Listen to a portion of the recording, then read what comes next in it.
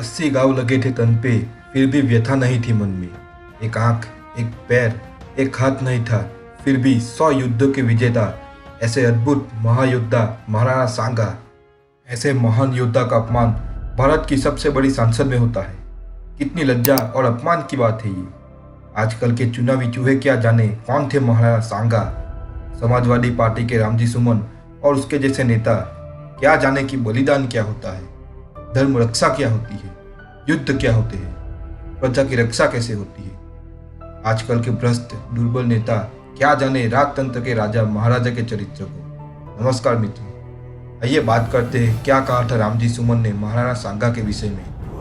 तारीख 21/3/2025।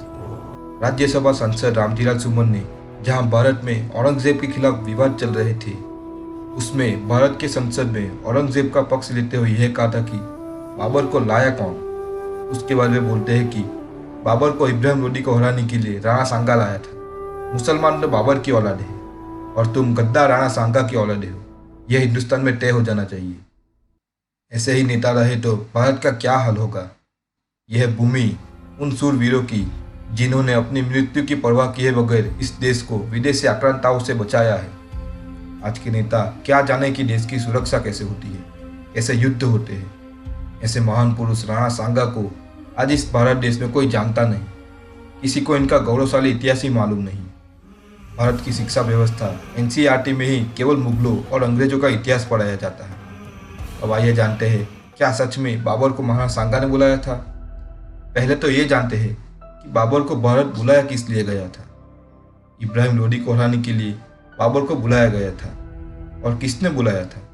उसको बुलाया था इब्राहिम लोदी के चाचा दौलत खान लोदी और आलम खान लोदी ने।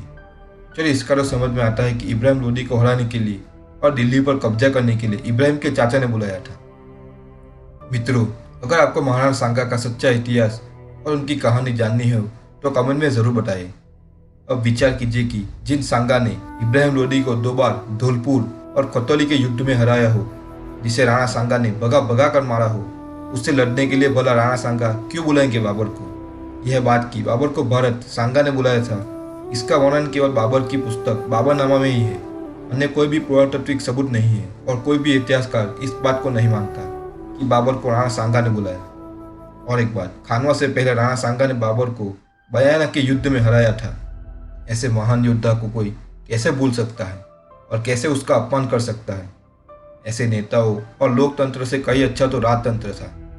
बड़ा ही गर्व अनुभव होता है जब बप्पा रावल, महाराणा सांगा, महाराणा प्रताप, पृथ्वीराज चौहान, अलाउद्दीन, कृष्णदेव राय, चक्रवर्ती सम्राट अशोक, देवतुल्य महान सम्राट विक्रमादित्य, छत्रपति शिवाजी, बाजीराव पेशवा जैसे योद्धाओं का गौरवान्वित इतिहास सुनता हूँ।